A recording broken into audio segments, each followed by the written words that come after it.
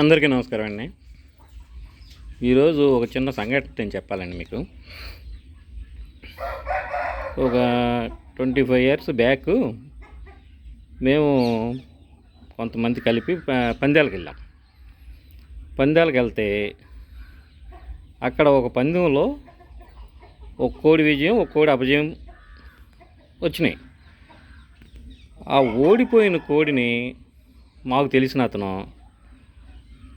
దాన్ని కొన్నాడు. అప్పుడు కోడి రేటు కూడా పెద్ద ఎక్కువేం కాదు, అప్పుడు రేట్లు కూడా తక్కువ. ఒక రేటుకి కొన్నాడు.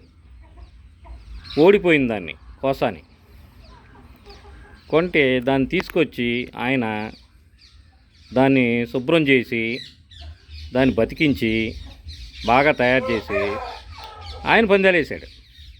అది 3 పందాలు కొట్టింది కోస. అలాగే దాని పుట్టిన పిల్లలు కూడా ఒక 2 తరాల పాటు, అంటే ఆటి పిల్లలు దాని పిల్లలు, అలా 2 తరాల పాటు ఒక నేమ్ని క్రియేట్ చేసుకున్నాయి. అంత గొప్పగా పోట్లాడినాయి. తర్వాత 4వ సంవత్సరం నుంచి అంతరించిపోతాం మొదలుపెట్టినాయి.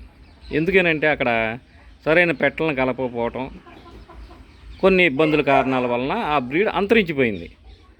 అంటే దీన్ని బట్టి ఏంటి, గెలిచిన కోడి అల్లా మంచిది కాదు, సచ్చిన కోడి అల్లా సన్నాసిది కాదు. దాంట్లోనూ మంచి ఉంటుంది, దీంట్లోనూ మంచి ఉంటుంది.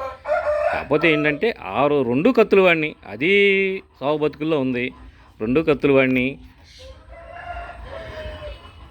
అయితే ఇది చాలా గొప్ప కోడి.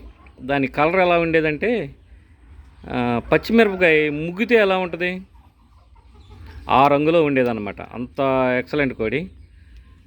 అలాగే కోడి